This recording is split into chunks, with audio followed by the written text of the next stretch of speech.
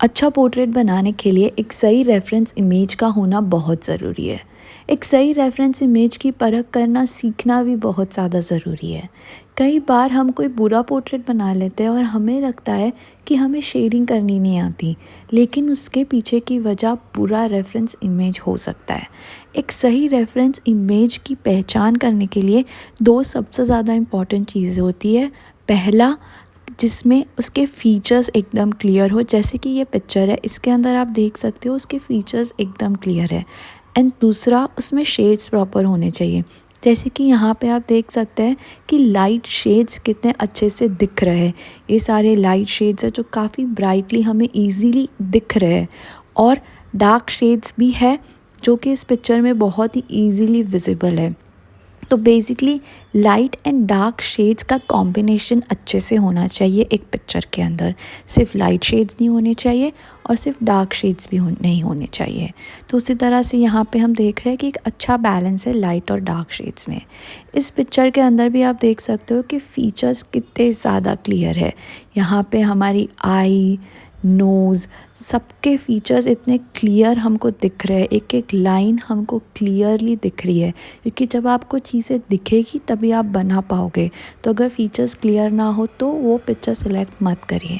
Also यहाँ पे हम देख सकते हैं कि चीक बोन्स के शेड्स कितने अच्छे से डार्क है, ऊपर फोरहेड्स के शेड्स भी कितने अच्छे से डार्क है। तो हमें डार्क शेड्स बहुत इजीली विजिबल हो रहा है और ये लाइट शेड्स भी इजीली विजिबल हो रहा है, जिसके वजह से हम फेस के फीचर्स को अच्छे से पहचान सकते हैं, जिसके वजह से अच्छे से चीक्स बन सकते हैं और नोज़ अपलिफ्ट हो सकता है। यहाँ पे हम देख रहे हैं कि आई के नीचे भी अच्छे से डार्क शेड्स है, जिसके वजह से आई भी अपलिफ्ट हो जाती है। तो ये ज़रूरी है। अब इस पिक्चर में हम देख रहे हैं कि हमें फीचर्स क्लियरली नहीं दिख रहे, जैसे कि आई है तो आई की जो लाइन है, अपर लाइन भी इतनी क्लियरली नहीं दिख रही है, लोअर लाइन भी क्लियरली नहीं दिख रही है। तो जब आपको दिखेगा नहीं तो आप बनाओगे कैसे? तो इस तरीके का पिक्चर हमें नहीं लेना है जिसके अंदर फीचर्स क्लियर ना हो, क्योंकि आपको जो दिखेगा नहीं वो आप बना नहीं पाओगे। तो क्लियर फीचर्स रखने बहुत ज़्यादा ज़रूरी है। अब एक ये भी पिक्चर देखेंगे, इसमें भी फीचर्स एकदम क्लियर है, शेड्स भी इतने अच्छे से डार्क और लाइट दिख रहे हैं। अब ये भी एक पिक्चर है, इसके अंदर भी हम देख पा रहे हैं कि राइट आई फिर भी हमें अच्छे से दिख रही है, लेकिन लेफ़्ट आई हमें नहीं दिख पा रही है। लेफ़्ट आई की लाइंस हमें नहीं दिख पा रही है, अपर लाइन, लोअर लाइन, बहुत कन्फ्यूजन है।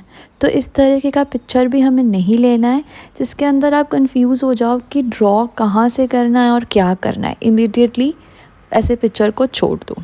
अब ये भी एक पिक्चर है, इसके अंदर आप देख रहे हैं कि फीचर्स फिर भी क्लियर दिख रहे हैं लेकिन शेड्स नहीं दिख रहे हैं। ये लेफ़्ट साइड का जो पूरा एरिया है ये पूरा का पूरा लाइट है, राइट साइड में हमें थोड़े बहुत डार्क शेड्स दिख रहे हैं।